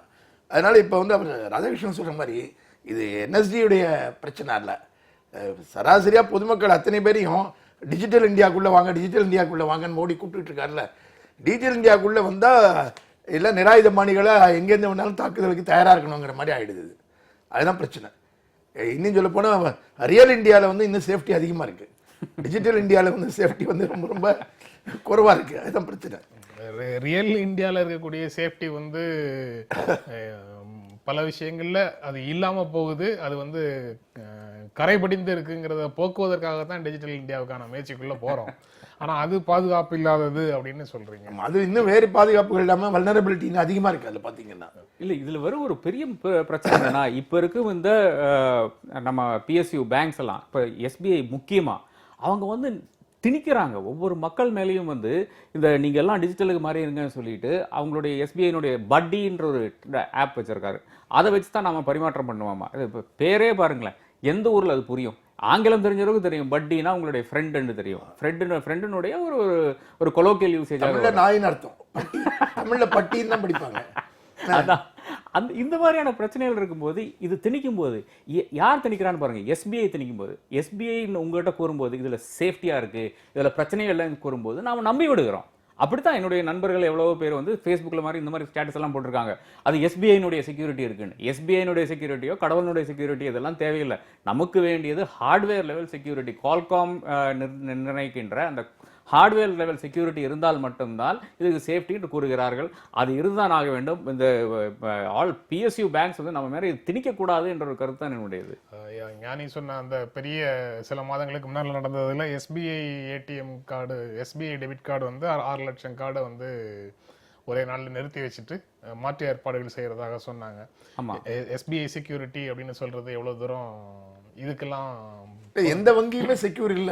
அதுதான் அடிப்படையான விஷயம். இல்ல என்எஸ்டி 35 லட்சத்துல பல வங்கிகள் சம்பந்தப்பட்டிருந்தது. என்எஸ்டியும் செக்யூர்டாக இல்ல. என்எஸ்டி அது வந்து கிராஸ் பார்டர் டெரரிசமா பார்க்கணும் நம்ம. அதை அந்த என்எஸ்டி சைட்டை ஹேக் பண்றத இன்னொரு விதமான கிராஸ் பார்டர் டெரரிசமா தான் பார்க்கணும். எல்லை கடந்த பயங்கரவாதத்துடைய இன்னொரு ஒரு பரிமாணம் வடிவம். ஆமா, இது பல வங்கி அக்கௌண்ட்ல இப்போ என்ன பண்றாங்கன்னா, சென்னையில இருக்கு. சென்னையில ஒரு எனக்கு தெரிஞ்சு என்னுடைய ஐடி செக்யூரிட்டியில் இருக்கிற ஆளுங்க சொல்றது ஒரு 6 குரூப் இருக்குன்னு சொல்றாங்க. இது ஹேக்கிங் குரூப். அவங்க வந்து நகரத்தில் இருக்கிறவங்களெல்லாம் விட்டு விடுறாங்க. அவங்க என்ன பண்றாங்கன்னா, கிராமப்புறங்களில் என்னென்ன அக்கௌண்ட்ல வந்து குறிப்பா எஸ்பிஐ அக்கௌண்ட்ஸ்ல வந்து எவ்வளோ காசு இருக்குன்னு பார்க்குறாங்க. கொஞ்சம் அதிகமாக காசு இருந்ததுன்னா அவங்களுக்கு ஃபோன் போட்டு நீங்க வந்து உங்க இதை என்ன பின் நம்பரை செட் பண்ணுங்க. பின் நம்பர் வந்து எக்காரணத்தை கொண்டும் யாருக்கும் நீங்க கூறக்கூடாது. இப்போ டுவல் லெவல் செக்யூரிட்டி இருக்கு. அது ஒன்று உங்க கார்டை ஸ்வைப் பண்றாங்க, அது பிறகு ஒரு பின் போடுறீங்க. இது 2 செக்யூரிட்டி தான் நமக்கு இருக்குது. ஆனால் இந்த 2 செக்யூரிட்டியும் மறிகடந்து அந்த ஹேக்கர்ஸ் வேற ஏதோ ஒரு லெவலுக்கு போயிட்டாங்க. ஸோ அந்த ஒரு நிலையில தான் நம்ம வந்து இதுக்கு அடுத்தபடியான என்ன செக்யூரிட்டி கொடுக்க முடியுமோ அது கொடுக்கணும். இல்லைன்னா அனைத்து எவ்வளவோ பேர் வந்து தன்னுடைய கம்ப்யூட்டரை இயக்க அறியாமல் அருகாமையில் இருக்கிறவங்களை வச்சு இல்லைன்னா அடுத்த வீட்டில் இருக்கிற பசங்களை வச்செல்லாம் இயக்கி கொண்டிருக்கிறார்கள். இப்போ இவங்களுக்கெல்லாம் பெரும் பிரச்சனை வரப்போகுது. நீங்க வந்து டிஜிட்டல்னு புஷ் பண்ணிட்டு டிஜிட்டலா இருக்கிற மேலை நாடுகள்லயே அவங்க பிரதான பிரச்சனையை பார்ப்பதே இதுதான். அங்க வந்து பிரதான பிரச்சனையை வந்து தொடர்ந்து அந்த ஹேக்கிங் தான். பல இடங்களில் பல கணக்குகள்லேருந்து பணம் காணாமல் போகிறது அங்கே பெரிய பிரச்சனையாக இருக்குது பார்த்தீங்கன்னா. இல்லை, இதை பற்றி எந்த விதமான சீரியஸ்னஸும் இல்லாமல் பல கடைகளில் பல ரெஸ்டாரண்ட்ஸில் கடைசியில் பில் கொடுக்கும்போது கார்டு கொடுத்தா ஆமாம் பின் நம்பர் என்னன்னு கேட்குறாங்க. பின் நம்பர் என்னன்னு கேட்குறாங்க. பலர் வந்து அவங்க கிட்ட நம்பரை சொல்லி அங்கேயே கவுண்டரில் போட்டு எனக்கு பில்லை கொடுத்து செட்டில் பண்ணி அனுப்புங்க. பலர் வந்து சொல்லி அனுப்புறதையும் பின் நம்பரை சொல்லி அனுப்புறது சீரியஸ்னஸ் தெரியாம இருக்காங்க. சீரியஸ்னஸ் தெரியாம இருக்காங்க. அதாவது அந்த விசுவாசம் தான். அதாவது நாம யாரும் தப்பு பண்ண மாட்டோங்கிற விசுவாசம் தான். அதாவது இப்போ நீங்க என்னைக்கு உங்களுடைய வங்கி அக்கௌண்ட்ல வந்து நீங்க வந்து ஆன்லைன் டிரான்சாக்ஷன் ஆரம்பிக்கிறீங்களோ, ஆன்லைன் டிரான்சாக்ஷன்னா ஏடிஎம் கார்டு கிடையாது. நீங்க வந்து என்னைக்கு கம்ப்யூட்டர்ல நெட் பேங்கிங் ஆரம்பிக்கிறீங்களோ அன்னைக்கு உங்க பிரச்சனைகள் எல்லாம் ஆரம்பமாகுது. ஸோ நெட் பேங்கிங் ஆரம்பிக்கும் போது நீங்க அந்த வங்கி கணக்கில் வந்து எவ்வளோ குறைவாக காசு வைக்க முடியுமோ அந்த காசு மட்டும் வைங்க. அடுத்த இன்னொரு பேங்க் அக்கௌண்ட் ஓப்பன் பண்ணிட்டு அதில் உங்களுக்கான ஜாஸ்தி காசு இருந்ததுன்னா அந்த வங்கி அக்கௌண்ட்டில் போட்டுங்க. நெட் பேங்கிங்க்கு எவ்வளோ குறைவாக காசு வைக்க முடியுமோ அதுதான் உங்களுக்கு சேஃப்டிங்கிறதா இன்றைய இந்தியாவில் இருக்கிற நிலை. இது ரொம்ப வருத்தமா தான் இருக்கு. டபுளிங் அக்கௌண்ட் வருத்தமா தான் இருக்கு, அதிர்ச்சியாக இல்லை. ஏன்னா என்னுடைய அவ்வளவு செலவையும் நான் வந்து நெட் பேங்கிங் மூலமாகவோ கார்டு மூலமாகவோ தான் பண்றேன்னு வச்சுக்கோங்க. அப்போ நான் வந்து என்னுடைய சேமிப்பை எல்லாத்தையும் அந்த கணக்குல வச்சுக்கிறது தான் எனக்கு பாதுகாப்பானது. இல்லாட்டா ஃபண்ட் இருக்காது. இன்சஃபிஷியன்ட் ஃபண்ட்ஸுக்காக சிக்கல்ல மாட்ட வேண்டியது இருக்கும். அதான் இல்ல இதுல என்ன பிரச்சனைனா, யாருடைய கார்டெல்லாம் திருடப்படும் யாருடைய திருடப்படாது அப்படின்னு நாம்ஸே கிடையாது. என்ன எவ்ரிபடி இஸ் வல்னரபிள்ன்ற மாதிரி இருக்கு. அதுதான் பிரச்சனை. இல்லை இப்போ இருக்க நிலைமையில பார்த்தீங்கன்னா இப்போ எங்கிட்ட கூட என்னுடைய வங்கியில் இருக்க மேனேஜர்லாம் வற்புறுத்தி இருக்காங்க, நீங்கள் எதுக்கு நெஃப்ட்டுக்காக நீங்கள் எதுக்கு ஆஃபீஸ் வரீங்க, எதுக்கு இங்கே அலுவலகத்துக்கு பேங்க் வரீங்க, நீங்கள் நேராக பண்ணிடலாமேன்ட்டு. நான் சொன்னேன் இதுதான் பிரச்சனை, எனக்கு வந்து உங்கள் செக்யூரிட்டியில் நம்பிக்கை கிடையாது, நீங்கள் என்ன செக்யூரிட்டி யூஸ் பண்ணுறீங்கன்னு சொல்லுங்கள், அதன் பிறகு நான் வந்து இதை பற்றி யோசிக்கிறேன். ஃபிசிக்கலா அவங்களுடைய லாக்கர் செஸ்ட் எல்லாம் பத்திரமா இருக்குன்னு நம்ம நம்புறோம். ஆமா எக்ஸாக்ட்லி. ஆனா அவங்க வர்ச்சுவலா அதெல்லாம் பத்திரமா இல்லைன்னு பயமா இருக்கு. தேவைப்பட்டால் படைபலத்தை பயன்படுத்துறதுக்கு ராணுவம் தயங்காது அப்படின்னு ஆர்மி சீஃப் சொல்றாரு. அதுதானே ராணுவத்துடைய வேலை இல்லையா? ஆனா தேவைப்பட்டால் அப்படிங்கறது தேவையே எப்போ, அது வந்து அரசியல் தலைமையில இருந்து வர வேண்டிய உத்தரவு தான். இந்தியாவை பொறுத்த மட்டும் அது ரொம்ப தெளிவா எப்பவுமே இருக்கு. ராணுவம் தானாக அதை தீர்மானிக்க முடியாது, ஒரு அரசியல் தலைமை தான் அதை தீர்மானிக்க முடியுங்கிறது இந்தியாவில் ரொம்ப தெளிவா அந்த கமாண்ட் வந்து காலமாக ஒழுங்கா இருந்துகிட்டு இருக்கு பார்த்தீங்கன்னா. ஆனால் அந்த தேவைப்பட்டால் அவர் சொல்வது வந்து அரசியல் தலைமை சொன்னால் அப்படின்னு தான் நம்ம புரிந்து கொள்ள வேண்டும். இல்லை நம்ம இதில் எனக்கு முதல் பிரச்சனை வந்து ஒரு இராணுவ தளபதியை எப்படி தேர்ந்தெடுக்கிறார்கள் என்று இந்தியாவில் ஒரு வரைமுறை இருக்கிறது. அதை வச்சு பார்த்தீங்கன்னா, அதாவது இப்போ ஒரு ஆர்மி சீஃப் நிலுவையில் இருக்கும்போது அவருக்கு ரிட்டையர்மெண்ட்டுக்கு 1 வருடம் முன்னாலேயே அதற்கு அடுத்து இருக்கிற நபருக்கு வந்து ட்ரைனிங் ஆரம்பிச்சிடும். அது இந்த இதில் பார்த்தீங்கன்னா ஈஸ்டர்ன் கமாண்டில் இருக்கிற இதுக்கு அவருக்கு வந்து ட்ரைனிங் ஆரம்பித்து விட்டது. அவர் என்ன பண்ணுவாருன்னா எல்லா யூனிட்ஸையும் விசிட் பண்ணுவார். ஒவ்வொரு பெரிய நிறுவனங்களில் ஈஸ்டர்ன் ஆர்மி கமாண்ட் ஆனாலும் சரி, நார்தர்ன் ஆர்மி கமாண்ட் ஆனாலும் சரி, இந்த மாதிரி கமாண்ட் ஏரியாஸ் விசிட் பண்ணுவாங்க, ஃபார்வர்ட் ஏரியாஸ் விசிட் பண்ணாங்க. அது 1 வருடம் நிற்கின்ற ட்ரைனிங். இந்த 1 வருடம் ட்ரைனிங் எடுத்த பிறகு அவர் என்ன சொல்கிறாங்க, நம்பர் 3 இருக்கிறவர் வந்து ஆர்மி சீஃபாக போட்டாங்க. இப்போ இவருக்கு இன்னமும் அந்த பக்குவதையோ அந்த என்னென்ன செய்ய வேண்டும் அந்த இதோ இன்னும் வரவில்லை. ஒரு ஆர்மி சீஃபாக அது 30 வருஷம் பணியாற்றிருக்காரு, 40 வருஷம் பணியாற்றிருக்காரு, அது வேற இடத்துல இருக்குது. இது நான் இருந்து பாரு, நம்ம ஜெனரல் பத்மநாபன் சதர்ன் ஆர்மி கமாண்டுக்கு எப்போ ஷிஃப்ட் பண்ணப்பட்டாரோ, அதாவது அவருக்கு வந்து ஆர்மி சீஃபாகவும் வாய்ப்பு இருக்குது என்று தெரிந்த உடனே ஆர்மி என்ன செய்யுதுன்னா இவரை வந்து ஜெனரல் பத்மநாபனை வந்து ஷிஃப்ட் பண்ணுது, சதர்ன் ஆர்மி கமாண்டு கொண்டு வந்து அதற்கான ட்ரைனிங் அவங்களுக்கு கொடுக்குறாங்க.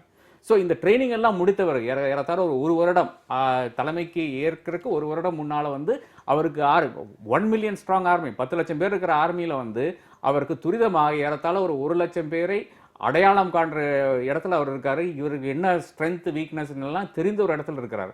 அந்த ஒரு ட்ரைனிங் இல்லாத நபர் வந்து முதன்முறையாக ஆர்மியினுடைய தலைமை ஏற்கிறார். ரெண்டாவதாக அவர் சொல்ற முக்கியமான பாயிண்ட் என்னன்னா டிரான்சிஷன்ங்கிறது ரொம்ப ஸ்மூத்தா நடக்குது.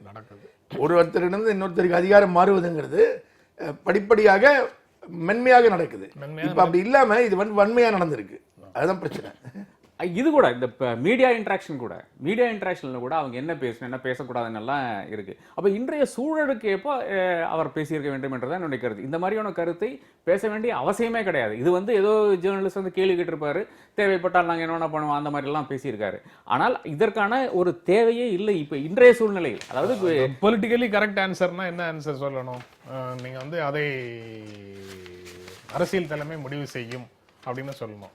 ஆமா, அதாவது எப்போதுமே ராணுவம் தயார் நிலையில் தான் இருக்கு. ராணுவம் எப்போதும் தயார் நிலையில் தான் இருக்கிறது. எந்த எக்ஸிஜென்சிஸையும் சமாளிப்பதற்கான தயார் நிலையில் தான் நாங்கள் யூசுவலா பயன்படுத்துவோங்கிறது வந்து ஒரு த்ரெட்.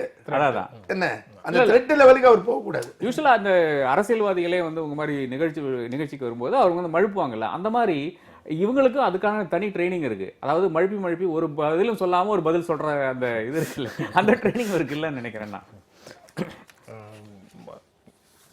இன்னொரு செய்தி, ஜன்தன் வங்கி கணக்குகளில் டெபாசிட் 2 மடங்காக அதிகரிப்பு அப்படின்னு சொல்றாங்க. இது என்ன சார் இது? அதாவது 45,000 கோடியிலிருந்து 76,000 கோடி இருக்காமா. 47,000 கோடி டிவைடட் பை 25 கோடி 25.5 கோடின்னு பாத்தீங்கன்னா ஏறத்தாழ ஒரு 1,800 ரூபாய் தான் வருது. இனி 87,000 கோடின்னு பாத்தீங்கன்னா 3,000 சொச்சம் ரூபாய் தான் வருது. 4,000 ரூபாய்னு வச்சுங்களேன். இதுல என்ன ஒரு பெரிய இதுன்னு எனக்கு புரியல. ஆனா சில அக்கௌண்ட்ஸ்ல ஜாஸ்தி காசு வந்திருக்கு. அது 48 லட்சம் கணக்குகள்ல 41,523 கோடி செலுத்தப்பட்டது. நீங்க 25 லட்சம் கோடி 25 கோடி கணக்குல அப்படின்னு நீங்க சொல்றீங்க. 25 கோடி ஆவரேஜ் பாத்தீங்கன்னா இது ஒண்ணும் இல்ல. ஆமா. ஆனா இது வந்து 48 லட்சம் கணக்குகளுக்கான ஆவரேஜ்னு பார்த்தா ஒரு 80,000 ரூபாய் வரைக்கும் ஒரு கணக்குல ஆவரேஜா போட்டிருக்கிறது. ஆனா நம்ம கவலைப்பட வேண்டியது என்னன்னா 1,000 ரூபாய் வச்சிருந்தவங்க இன்னொரு 1,000 ரூபாய் போடுறதுக்கான வாழ்க்கை வசதிக்கு வரலாங்கிறத ஒரு ஆங்கிள் இருந்து பார்க்கணும். என்ன ஒரு 1,000 ரூபாய் மட்டுமே ஜன்தன்ல போட்டு வச்சிருந்தவங்க ஒரு காலகட்டத்துக்கு பிறகு இன்னொரு 1000 அதில் சேர்க்கக்கூடிய அளவுக்கு அவங்க வாழ்க்கை நிலை மேலே வரல அப்படின்னு அர்த்தம். அதுதான் நமக்கு முக்கியமான கவலையாக இருக்கணும். சரி, அதாவது அந்த அந்த ஆவரேஜை பார்க்கும்போது, ஆமா, ஓவரால் ஆவரேஜை பார்க்கும்போது, ஆனா இதுல ஒரு 48 to 50 லட்சம் கணக்குகள்ல அதிகமாக பணம் வந்திருக்குது. அது ஒருத்தர் கணக்குல வந்து லட்சக்கணக்கு கோடி கணக்குல வந்திருக்கே ஒரு அம்மாவுடைய கணக்குல. அது இல்லையா? ஆமா, சில எக்ஸாம்பிள்ஸ் அப்படி இருக்கு. ஆனால் இப்ப என்ன பண்ண போறாங்கன்னா, ஐடி டிபார்ட்மெண்ட் இதனுடைய பேரில், அதாவது கண்காணிப்புங்கிற பேரில், இல்லைனா இன்வெஸ்டிகேஷனுங்கிற பேரில் அடுத்தது பயங்கரமான ஹாரஸ்மெண்ட் நடக்க போகுது. 48 லட்சம் பேருக்கு இவங்க நோட்டீஸ் அனுப்ப போகிறாங்க. இந்த எந்தெந்த அக்கௌண்ட்டில் வந்து 80,000 வந்திருக்கு, 50,000 வந்திருக்காங்க, 50,000க்கு மேலேனா சொல்லியிருக்காங்க நோட்டீஸ் வந்துருன்ட்டு. இந்த அப்பாவி மக்கள் எழுத படிக்க தெரியுமோ தெரியாதோன்ற நிலையில் இருக்கிற, அதாவது நம்ம இந்தியாவில் வந்து லிட்ரஸினா கையெழுத்து போட தெரிஞ்சா போதும் லிட்ரஸி ஆயிருங்க நீங்கள். இவங்கெல்லாம் போய் அடுத்து ஐடி ஆஃபீஸில் வந்து கியூவில் நிற்க போகிறாங்க.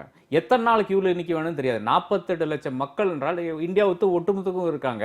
எக்ஸிக்யூட் பண்ணுறதுக்கு ஐடியில் ஆளே கிடையாது. ஆமா, அங்கதான் பிரச்சனை வருது. அதாவது இப்போ உங்களுக்கு வந்து ஒரு டேட் போட்டு கொடுத்துட்றான், நீங்க காலங்காத்தால அங்க போய் நிக்கிறீங்க. இது கோர்ட் மாதிரி தான் ஆக போகுது. நீங்க காத்தால நின்று இருந்து சாயங்காலம் மட்டும் உங்க வேலையை கலைந்து விட்டு, அதாவது முக்காவாசி இருக்கிற ஆளுகள் எல்லாம் டெய்லி வேஜஸ்ல இருக்காங்க. அவங்க அந்த டெய்லி வேஜஸை விட்டு ஒரு பஸ்ஸை பிடிச்சி அடுத்த அருகாமையில் இருக்கிற நகரத்துக்கு போய் ஐடி டிபார்ட்மெண்ட் முன்னால் நின்று அது அன்னைக்கு வருமானம் கூட தெரியாது. இதுதான் பிரச்சனையே. அதாவது இந்த ஐடி ராஜ், இன்ஸ்பெக்டர் ராஜ் இங்கே நிலவில் வரப்போகுது.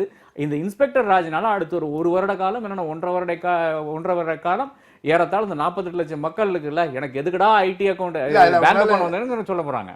அவர் சொல்ற மாதிரி நடக்கும் நான் பயப்படல. ஏன்னு கேட்டீங்கன்னா, ஒரு ரேண்டம் செக் செய்யறதுக்கு கூட ஐடி கிட்ட ஆள் கிடையாது.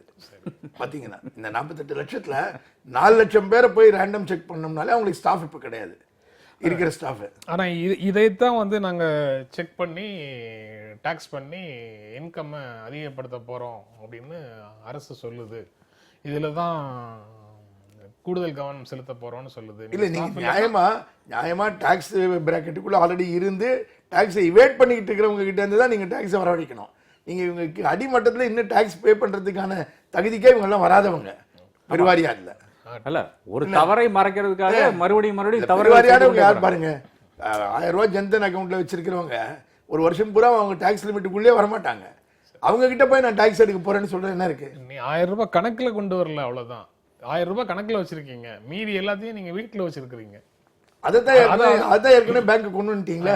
அது கொண்டு வந்ததுலதான் இப்படி பணம் வருது. அதுலதான் வந்து நடவடிக்கை எடுக்க போகுது. சரி, இந்த 48 லட்சம் பேருக்கு நான் ஒரு ஐடியா சொல்றேன். நீங்க எல்லாம் விவசாயம் சொல்லிருங்க, எல்லாம் அக்ரிகல்ச்சர் இன்கம் காமிச்சிருங்க. உங்ககிட்ட ஒரு ரீதியான எந்த டாக்ஸ் கிளைமே பண்ண முடியாது. 48 லட்சம் பேர் கிட்டத்தட்ட ஜன்தன் அக்கௌண்ட்ல இருக்கக்கூடியவர்கள் வந்து விவசாயம் சார்ந்தவர்களாகத்தான். அவங்க எல்லாருமே விவசாயி தான், பெருவாரியா. நகர்ப்புற ஏழைகள் தவிர இது அத்தனை பேரும் விவசாயிகள் தான். என்ன இதுதான் இந்த ஜன்தன் அக்கௌண்ட் ஆனாலும் சரி, சாதாரண அக்கௌண்ட் ஆனாலும் சரி. இப்போ என்னுடைய அக்கௌண்ட்லேயே வந்து ஒரு நாள் ஏதோ ஒரு பெரிய ஒரு அமௌண்ட் வந்துட்டு அதை வந்து கிரெடிட் பண்ணியிருக்காங்க, அப்படியே டெபிட்டும் பண்ணியிருக்காங்க. ஸோ நான் போய் அதை பற்றி விசாரித்தேன். இல்ல தவறாக பண்ணிட்டோம் அப்படின்ட்டு ஒரு விளக்கம் கொடுத்தாங்க. ஆமா, எரர் அண்ட் எரர் ரெக்டிஃபிகேஷன் சொல்றாங்க. இதே வந்து ஒரு ஜன்தன் அக்கௌண்ட்டுக்கோ ஒரு ஏழையினுடைய அக்கௌண்ட்டுக்கோ, அதாவது 1 லட்சம் வராது நடக்கலாம்ல. ஆமா, அப்படி வந்துச்சுன்னா கூட இந்த மாதிரி ஒரு எரர் ஆனா கூட அவன் போய் அடுத்து ஐடி ஆபீஸ்ல வாசல்ல போய் நிக்க போறான். நீங்க சொல்ற எரர் வந்து உங்க கணக்குல வர்றதோ அல்லது என்னோட கணக்குல அவர் கணக்குல வர்றதோ வந்து அக்கௌண்ட் நம்பர் மாத்தி ஏதாவது ஒரு இதுல வந்து கிரெடிட் ஆயிருக்கும், உடனே நம்ம டெபிட் பண்ணிருப்பாங்க. இது வந்து குறிப்பிட்ட அக்கௌண்ட்ல யாரோ வந்து பணம் செலுத்தி, ஆமா ரொக்கம் செலுத்தி வர்றது தானே. அப்போ அதுல வந்து கொஞ்சம் கூடுதல் கவனம் அரசு செலுத்த வேண்டிய தேவை வருது அப்படிங்கிறது சரிதானே? இல்ல, அந்த கூடுதல் ரொக்கம் செலுத்துறதுன்னா எப்படின்னு நீங்க பார்க்கணும். 1000 ரூபாய் போட்டு வச்சிருந்தவருடைய அக்கௌண்ட்ல திடீர்னு 5 லட்சம் ரூபா வந்ததுன்னா நீங்க அதை பத்தி யோசிக்கலாம். என்ன 1000 ரூபாய் 3000 ரூபாய் இருந்தா நீங்க கேட்டுக்கிட்டு இருக்க முடியாது. சரி இல்லையா? 1000 ரூபாய் வந்து 1 லட்சம் ரூபாய் ஆகும்போது தான் இவங்க கேட்கறாங்கன்னு. இல்ல, அப்ப அப்படி எண்ணிக்கை எவ்வளவு, அந்த எண்ணிக்கையில எத்தனை கணக்குகள் இருக்கு, அதை எவ்வளவு பேரை இவங்க விசாரிக்கிறதுக்கு இவங்க கையில ஆள் இருக்குன்னு. அதான் 25 கோடியில 48 லட்சம் கணக்குகளை தான் அந்த மாதிரி சொல்றாங்க. அந்த 48 லட்சம் கணக்குகளை விசாரிக்க இவங்க கிட்ட ஆள் இருக்கான்னு முதல்ல யோசிக்கணும். நம்ம ஒரு புது ரெக்ரூட்மெண்ட்டுக்கு தான் போகணும். இந்தியா பூரா வேலை வாய்ப்பு வேணா அதிகரிக்கலாம். இல்ல, இது ஃபர்ஸ்ட் வீக்ல அந்த நவம்பர் 8ஆம் தேதிக்கு பிறகு வந்த ஒரு முதல் வாரத்துல தான் இந்த பிரச்சனை வருது. அதாவது ஜென்ரல் அக்கௌண்ட் யூஸ் பண்றாங்கங்கிற அந்த பிரச்சனை வருது. அதாவது இந்த என்ன பண்றாங்கன்னா, இது கள்ளப்பணம் வச்சிருக்கிறவங்க, கருப்பு பணம் வச்சிருக்கவங்க என்ன ஆகுதுன்னா, அவர்களுக்கு வேற வழியே இல்லை அப்படின்னு சொல்லிட்டு ஒரு கொஞ்சம் தரகர்கள் வர்றாங்க. அப்படி யூஸ் பண்ணதாக சில தகவல்கள் வந்திருக்கிறது. அதன் பிறகு என்ன ஆயிடுச்சுன்னா, இந்த பேங்க்ல இருந்தே டைரக்டாக வீட்டுக்கு காசு வருதுன்னு சொல்லிட்டு, இப்போ எவ்வளவோ அதிகாரிகள் வீட்ல இருந்தும், நிறைய பேர் வீட்ல இருந்தும் இப்போ 18 லட்சம், 20 லட்சம், கோடிக்கணக்கில் கூட எடுத்திருக்காங்கல்ல. ஸோ இதெல்லாம் எங்கிருந்து வருதுன்னு பார்த்தா, இது ஜன்தன் அக்கௌண்ட் வழியா வரல. இது நேரா டைரக்ட் ட்ரான்ஸ்ஃபர் தான் டு த பெனிஃபிஷரி. அந்த மாதிரி தான் வந்து கொண்டு இருக்கிறதே தவிர, ஸோ ஃபர்ஸ்ட் வாரத்துல வந்த பிரச்சனைகள் மட்டும்தான் இந்த 48 அதுலேயும் ஒரு லட்சம். முக்கியமான விஷயம், பிரதமர் கொடுத்த உறுதிமொழிக்கு இது விரோதமா இருக்கு. இது அவங்க அத்தனை பேருக்கு நோட்டீஸ் அனுப்புவோம். 2.5 லட்சம் இல்ல, பிரதமர் கொடுத்த உறுதிமொழி என்ன? 2.5 உங்க அக்கௌண்ட்ல வேற யாராவது பணம் போட்டிருந்தா அந்த பணம் உங்களுடைய தான், நீங்க திருப்பி தராதீங்க என்ன அப்படின்னு தான் பிரதமர் அறிவிச்சாரு. என்ன அப்ப அவங்க கிட்ட போய் எதுக்கு கணக்கு கேட்டுக்கிட்டு இருக்காரு? இப்ப அதுபோல் 2 லட்சம் ரூபாய் வரைக்கும் கேஷாக உங்க கணக்குல போடுறத கேட்க மாட்டோம். 2.5 லட்சத்துக்கு மேல அது யார் போட்டிருந்தாலும். ஆனா ஜன்தனுக்கு தனி விதிகள் கொண்டு வந்துட்டாங்களே. 50,000க்கு மேல வந்தா நாங்க வந்து கண்காணிக்க போறோம். அதாவது தினம் ஒரு ரூல் மாத்தி வந்து கொண்டே இருக்கு. அதுல முதல்ல 8,000 ரூபாய்க்கு மேல சேவ் பண்ண முடியாதுன்னு விதி வச்சிருந்தாங்க. ஆமா, இந்த மாதிரியான இந்த கன்ஃபியூஷன்ஸ் தான் எவ்வளவு கன்ஃபியூஷன் கிரியேட் பண்ண முடியுமோ அதெல்லாம் கன்ஃபியூஷன் கிரியேட் பண்ணி கடைசியில் வந்து 31ஆம் தேதி வந்து இதை பத்தி ஒண்ணுமே பேசாத ஒரு பிரதமர் போய்விட்டார் என்றால் அதுதான் பெரும் பிரச்சனையாக இருக்கிறது. பிரதமர் கடைசியாக பேசி வேறு சில சலுகைகளை அறிவிச்சாலும் எதிர்கட்சிகள் அதை வந்து இப்ப ஏன் அறிவிச்சீங்க, நாடாளுமன்றத்துல சொல்லலாம், பட்ஜெட் கூட்டத்தொடரில் பட்ஜெட் மாதிரி இருந்தது அப்படின்னு சொல்லி கருத்து சொல்றாங்க. அதை பற்றியும் ஆளுங்கட்சிக்கும் எதிர்கட்சிகளுக்கும் இடையில விவாதம் நடந்துகிட்டே இருக்குது. இந்த நிகழ்ச்சியில பங்கேற்று உங்களுடைய கருத்துக்களை பகிர்ந்து கொண்டதற்கு எங்கள் நெஞ்சார்ந்த நன்றி. மீண்டும் சந்திப்போம். நன்றி, வணக்கம்.